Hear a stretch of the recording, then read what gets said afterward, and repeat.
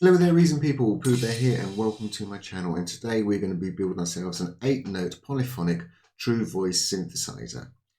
I refer to this as my default patch, and I'm going to, obviously all these patches are going to be released, so if you look in the description, I'll put a location to my Dropbox where you can just download this so you don't have to build these yourself. But at the same time, this video is we're going to go through and we're actually going to build this up. We're not going to be building in this exact one. I've made a few subtle changes.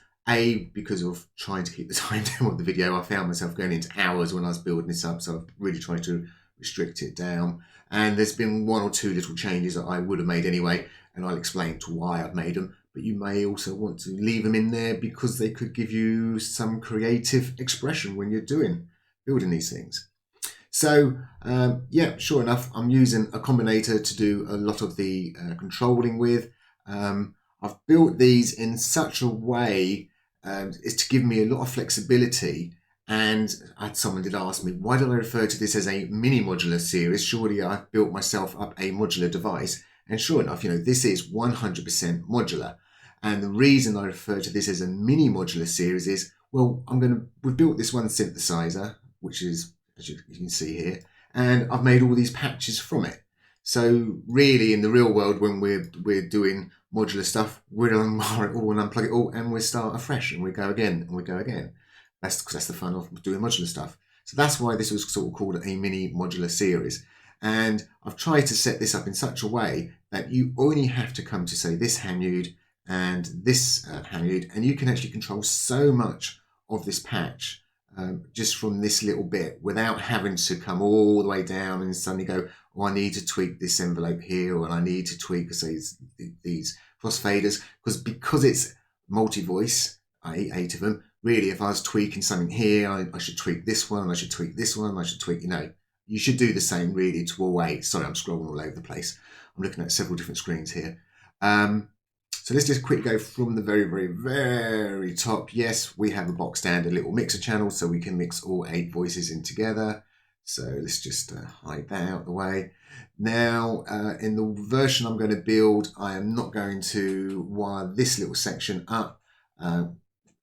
It just takes a little bit extra longer. But to be honest, when I first built this system, this is what I built. And so I could actually tweak every single voice, and every single voice could have a slightly different shape, which I thought at the time was, oh, that'd be cool. But I suddenly found, well, no, I want them to be the same because obviously I'm playing it. And so hence I built these faders here. And basically these faders are doing what all these buttons are doing. So you don't have to tweak all these buttons. You can just do this. But by tweaking some of these, you're going to get a slightly different shape. And some of them is really hard to hear. And then you can tweak it overall. But because this is CV, you just got to remember whatever that value is and what this value is, you've got to add it together. I.e., so if I had that up fully, so that's it's going to be a square, it doesn't matter where I set this because it's below this 100%. So you could say add this percentage, and this percentage has got to be below 100%. If not, it's just not going to, one of them won't take effect. I.e., so if I had that up fully, this is not affecting that voice at all, but it is affecting all these other voices.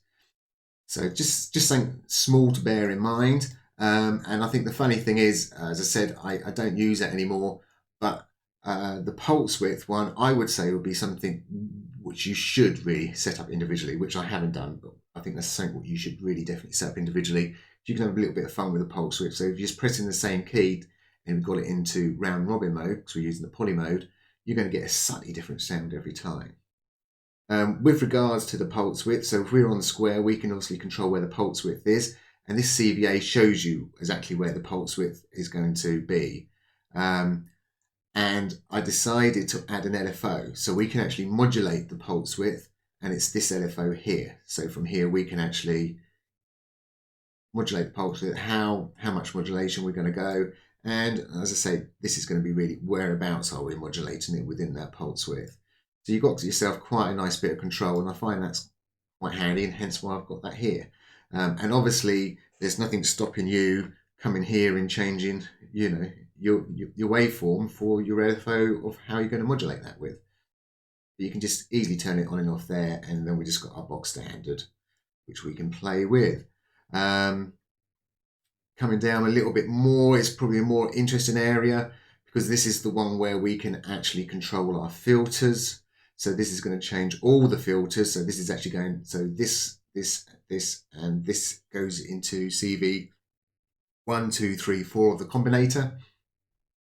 So we obviously can change all the filters on all 8 voices at the same time, and the same with the envelope. So I've just occupied, haven't I? Sorry. This one, and this one actually go directly to the filters. So yeah, the filters have got a CV in, whereas this one, and the envelope go to the combinator. These all go to the combinators, and that's where at the very, very top, as I said, we're controlling certain things. So that's why we should never change these knobs, leave them always at 0, because we're controlling the ADSR for the amp from here. And yeah, and I've also got a global filter. So once everything's been processed and goes through the mixer channel, we go down into just a global filter, which we can modulate. And that's what this one here is here, this CVA is looking at. So if I turn the LFO and mount up, you can start to see what modulation we're actually applying to this sort of filter. And we can just, it's just such a little bit of basic control. It's just something I was having a little bit of fun with, and I thought, yeah, that works quite well. It's all about trying to find things which work quite nicely and quite well together. And then we're now starting to get into, as I say, from the mixer, we're now coming into this filter. I've been playing around with some other sort of free filters and things. And really, where are we now? Oh, right, this is the poly section. So this is just handling, is it going to be the normal note gate data, or is it going to be the poly round robin? But this is another area which you'd want to play around with. It's just the effects area. I've just bunged in a few effects. They work. What we've got.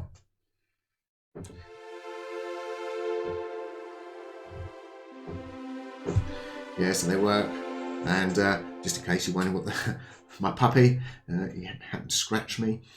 So yeah, so that's another area. And then when you start coming further down, you shouldn't really have to come into this area and change anything, because we can change it all at the top. But these are, as I say, our individual voices, and this is how they were all set up the same. And again, in the video I'm going to be making, I don't bother putting in the CV Janitor, because this is to do with the portamento.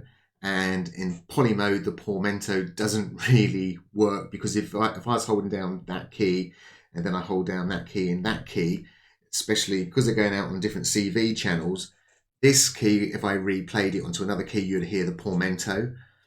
But if I stayed to release all of them and then play another note, that's going to portamento from the very first voice. Or if I was in a round robin mode, it'd be totally wrong. So the portamento is not portamentoing against what you think it is. It's always to do with the last voice on that channel is going to portamento on, which can give you a very creative different type of sound. But I found it didn't work too well, so I didn't use that. This is obviously our sample and hold device. Again, I won't be building that into the new version because we've now got this follow velocity, so we're going to be using that instead. But everything else is really what I built up in that monophonic synth we done at part 1. God, that's got so long ago now, wasn't it?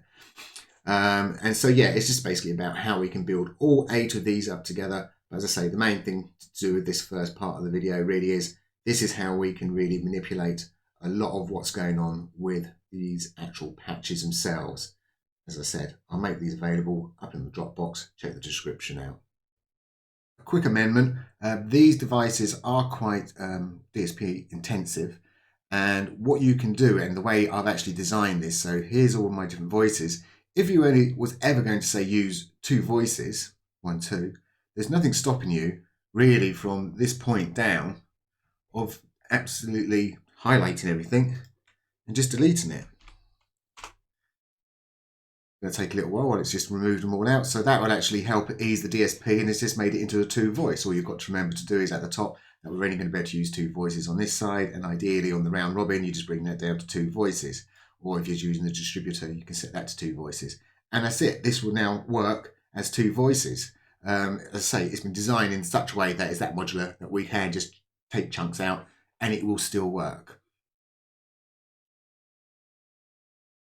So what I've got here is two Hamu set up. There's absolutely zero wiring on the back. I've purely put these into place so I've just got some labels already written out just to try and shorten this video down, because I've tried to make this video several times and they've been like an hour and a half long. I've managed to get this section down to about 20 minutes. This is also going to be my first attempt of doing a voiceover to a video, because usually I will record everything live, and the reason I've done that was because I got so sidetracked when I was doing things, and there's so much to do, and even when I was building this, when I wasn't commentating, I did make one or two little mistakes, and I'll point them out as I go along. There's nothing wrong with leaving mistakes in the video as long as they're pointed out. So let's actually get going. Obviously, the first thing I'm actually going to wire up is some MIDI side of it, because obviously once I've done the MIDI to CV side, at least we've got some data which we can start testing our voices out with once you start building them up.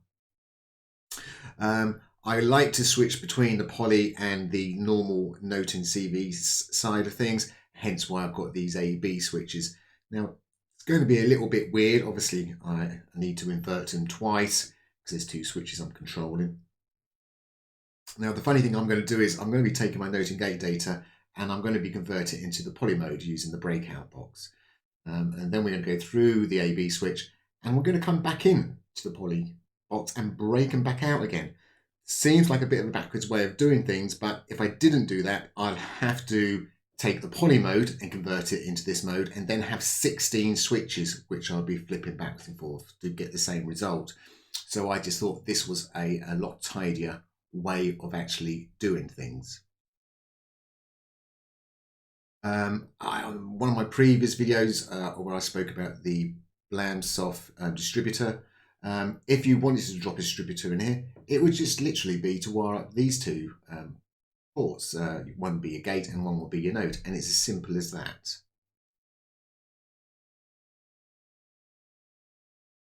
So that's really the MIDI to CV side wired up. Well, it's not fully wired up. That's the bulk of it wired up. It's just a case of just putting these into our individual voices. Now, I use these commentator plates a lot, and you'd see me using them throughout. And what these are quite good for is not just for spacing between your racks, but I'm going to duplicate this throughout, and it allows me to shift whatever I've got down in this particular column. It allows me to shift it down in one group, so I can actually keep the wiring and what's going on to this side in line, and you'd see how much easier it would be. Now what I've actually created here is, they're all the same, is a 1 in to 8 out, because we've got 8 voices, so I'm going to have a 1 in input, 8 in and 8 out. It's good to try and label your stuff as you go along, if not it does get a little bit confusing. So example is this particular input here and this particular line here is to do with this fader over here, so it's going to do the sign in a square. Then the next line would be the next one, then the next one, and then the pulse width. This actually does go off somewhere else, which we'll wire up in a second because I do some modulation with a LFO. And then we've got some filter stuff as well, which we're taking from these Hamus.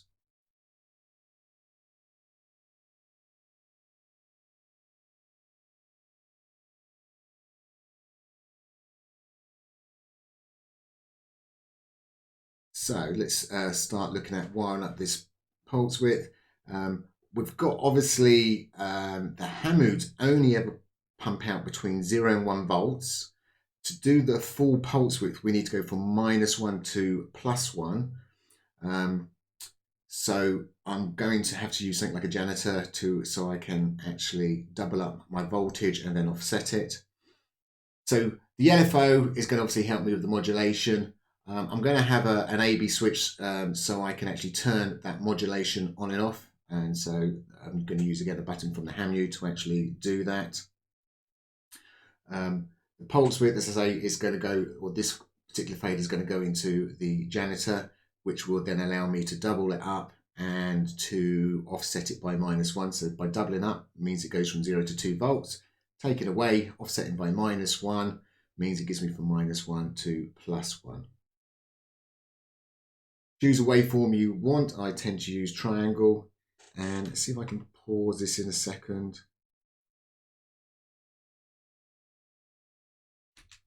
Right. This input here, if we left that blank, it'd be like our sampling hold, which would be useless because that means it'll take in the last value which came out of our LFO, so that would really mess up where our pulse width was.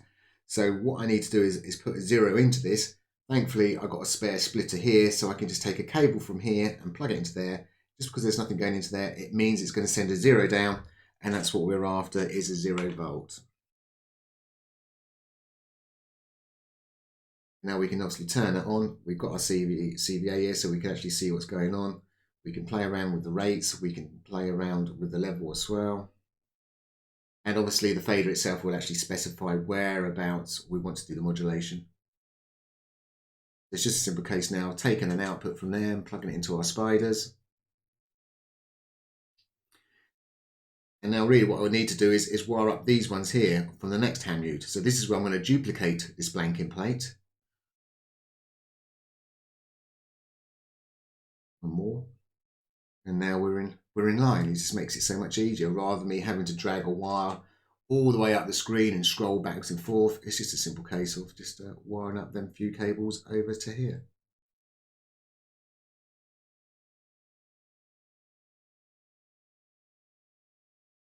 Now these other ports will actually go into a combinator.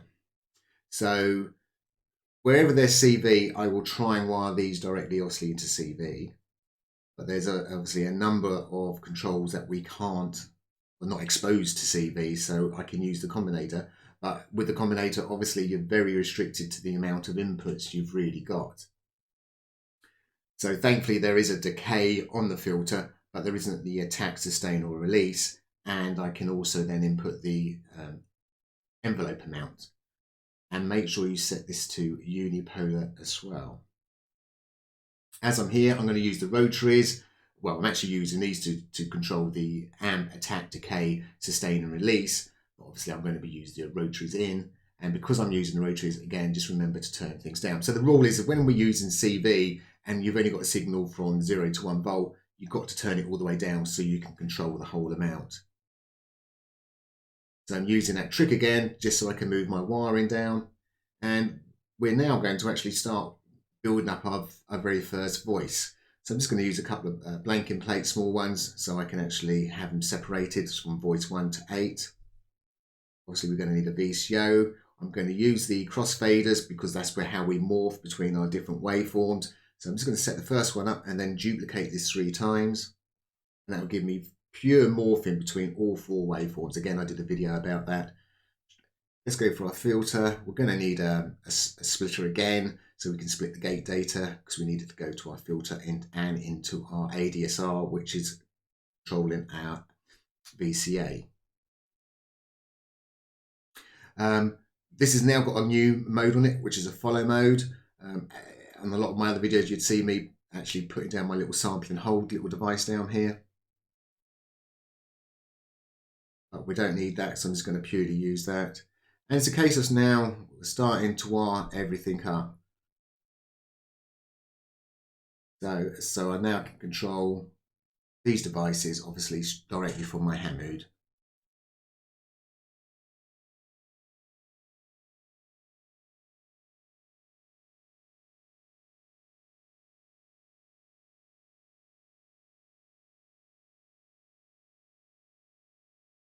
And when I'm doing a lot of wiring, I do actually turn my cables totally off. I know, yeah, it's how I prefer to work, by turning everything off. You really do get to see everything that's going on. So now we need is our note data, obviously, to go into a VCR, and then we're going to break out our gate data. So this is normal stuff which we've been doing. The only difference is this gate is going to go into the linear in, whereas on previous videos I was doing the audio to the gain and then using our sample and hold device. I do like to wire up my sine wave and square because the shapes are very similar, and then I put a triangle and sawtooth together. It doesn't really matter what order you wire these up because of the way this is set up. We can morph perfectly between all 4 of these. I'm going to do another little trick here. In hindsight, obviously watching this back, I could have actually just spun the mixer down here because we're going to take all our 8 voices and put it through a final mixer.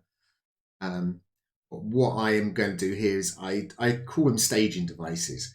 So every now and then when I'm doing a lot of wiring, I'll throw in a staging device where I'm going to take this audio and bung it into here. But this device here is going to be thrown away at the end of the day. I'm just going to use it so I can bulk shift a whole lot of wires around in one go to somewhere else to wire it to, in this particular case, into a mixer.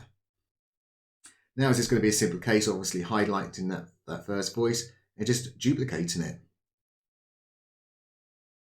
Then we're just going to duplicate a blanking plate so we can bring down the spider in line with this. All the other wiring, what we've put in here is done, so it's just a case of now just wiring up the stuff which is coming from the Hamu.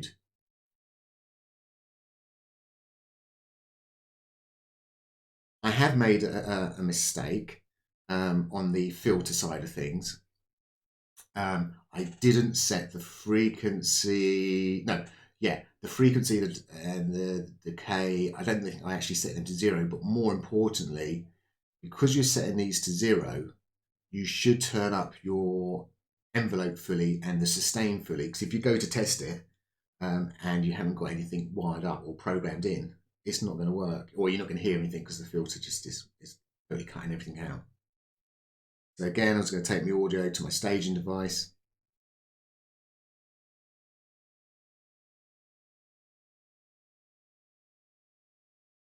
And I would rename all these, so I'd be calling these along the lines of, like, so I know everything's to do with voice 1. So I've decided to move these over here because the wiring is starting to get a little bit messy. So this is voice 2 at the moment, but you know, I then go through and name these so they're all voice 2. So when you come to the programmer in the combinator, it's so obvious what we're actually looking at. At the moment, it's going to be a bit confusing because it has that word copy absolutely everything. So again, duplication, just move it all in line, keep it nice and easy. And this is where I've realized I hadn't quite set these, but as I say, set that to full, bring that one down because that's CV. These other ones, it doesn't really matter where they're set to because we're going to use the combinator. And when you're using the combinator, it doesn't matter. So with the magical video, we can actually speed everything up. So we can just create all 8 voices, but they're being wired up exactly the same. There's nothing sort of fancy going on. So there's our last 8 voices. We now got to get all them other wires shifted right back to the top again. So it's going to be a simple case of deleting out quite a few of these blanking plates. Double checking that I'm not deleting anything I shouldn't be deleting off. And we've got everything up near the top. And we can start to tidy things up near the top as well, because it can get a little bit messy. So I'm going to merge all 8 of my voices straightforward into a simple line mixer. I find that annoying. I always like my mixer channels above my instruments. I always have done that. I've always liked it. I always want to put them at the bottom. So this is what I refer to as staging. So I can now just shift these down. But as you can imagine that if I didn't, I'd be having to scroll it up all the way up and down the column. And scrolling is a bit of a killer, I think, in the workflow. And eventually I'll delete that staging device I was using. I'm just going through working out. I don't really need to get to these devices because I'm controlling that A&B switch by another button actually on the Hamu, so we can throw that out the way.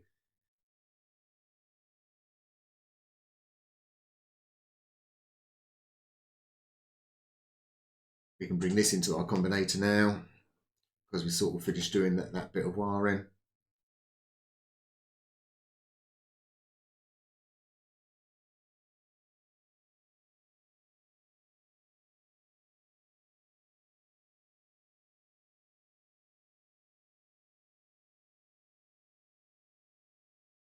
Now it's a case of programming everything up.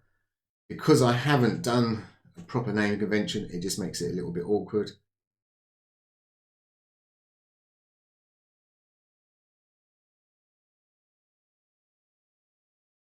And really, I should have named my rotor. I should have named everything up in the top of the combinator as well. It just makes it so much easier to remember what you're actually setting to what.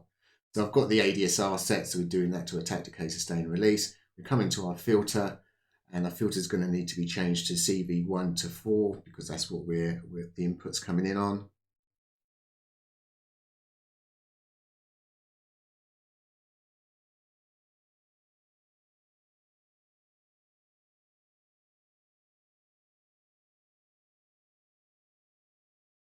And I don't have to do decay because it's being controlled by CV, that particular one directly. And I'm also controlling the mode of the filter. So between 0 and 2, and by the way, it has to be button 4, because I've decided button 1's going to do the digital to analog on the VCO. The third button I have is global, so I have a global filter in there, and the fourth button I would have to change its mode. Now from 0 to 2, obviously it's going to be a 0 or 2, so 0 is going to be a bandpass filter, and 2 will be a 24 dB slope filter. You could change that to 1 to have it 12, or you can have that as a 1 and a 2, and so you're switching between a 12 dB slope and a 24 dB slope on the low pass filter. But I have it switching between the bandpass and the 24 dB slope.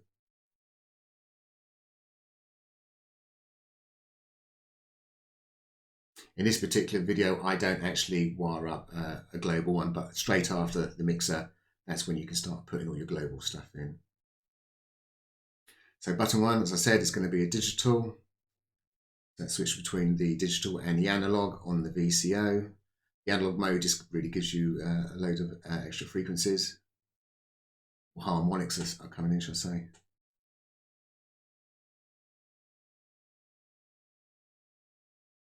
And out of the whole lot, I would say programming this is the slowest part of everything.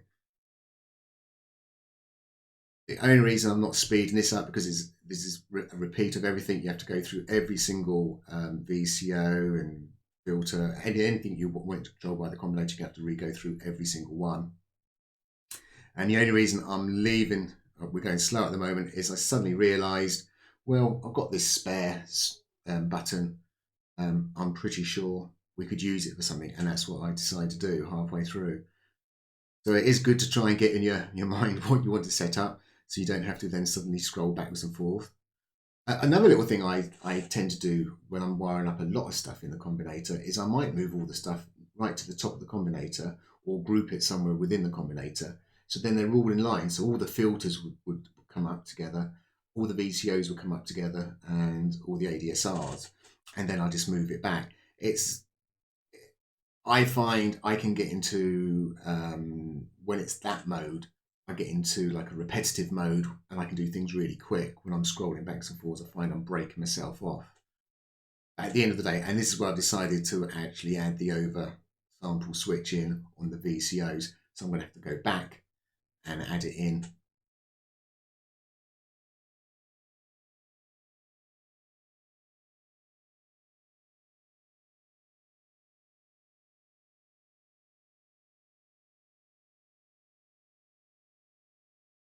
And yeah, remember, do your labeling as you go along. It's 10 times easier. So now everything else is going to be exactly the same. To say horrible name convention because it's all got the word copy all over the place. This is actually the third voice, even though it's saying copy 2. And we can just whiz through now with the magic of video.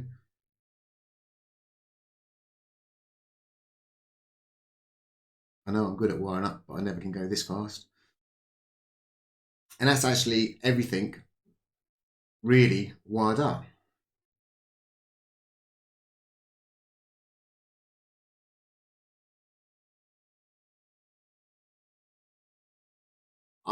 When you wire stuff into a combinator, it's worth moving all the controls which are going into that combinator to make sure they've taken effect.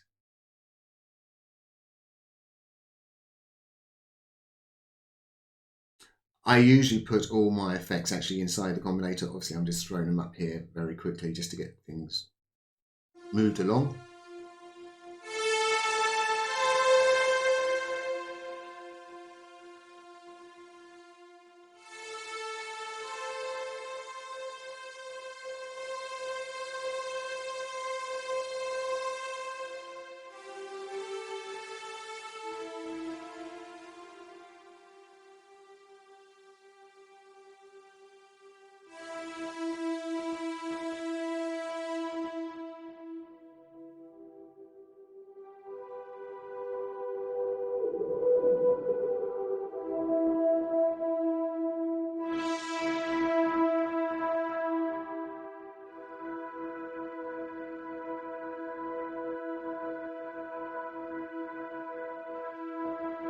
because something's not sounding right, I'm just going through and just making sure everything is kicking in.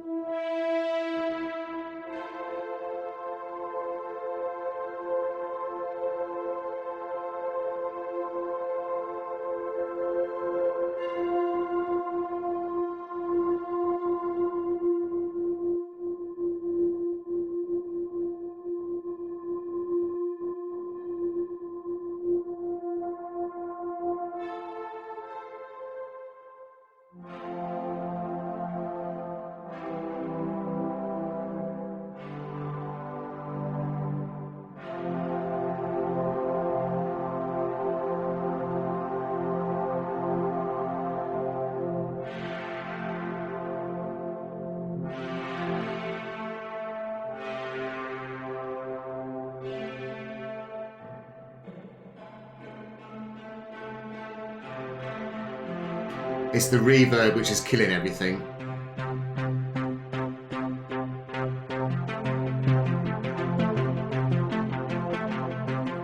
All our voices are going.